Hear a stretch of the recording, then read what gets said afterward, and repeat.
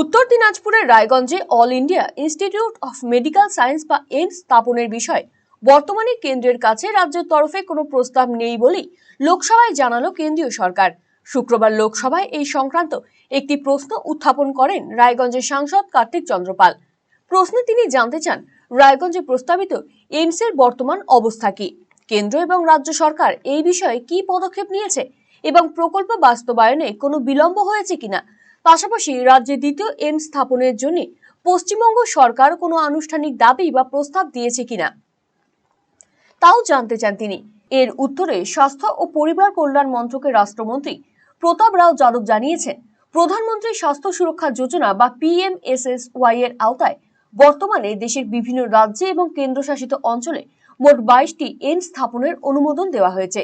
পশ্চিমবঙ্গে ইতিমধ্যেই কল্যাণীতে এইমস চালু রয়েছে।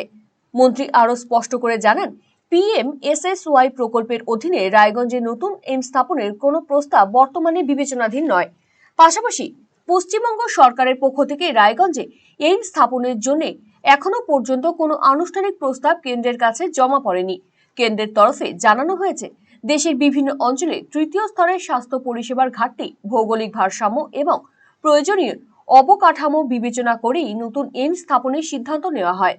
বর্তমানে সেই মানদণ্ড অনুযায়ী প্রকল্পগুলি বাস্তবায়ন করা হচ্ছে।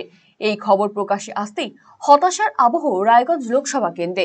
আপনার হার্টকে প্রোটেক্ট করুন heart winning cardiac services and cath lab ফ্যাসিলিটির সাথে থালামাস ইনস্টিটিউট অফ মেডিকেল সায়েন্সেসের থেকে। হার্ট অ্যাটাক নিয়ে চিন্তা নেই, আমরা আপনার সাথে আছি।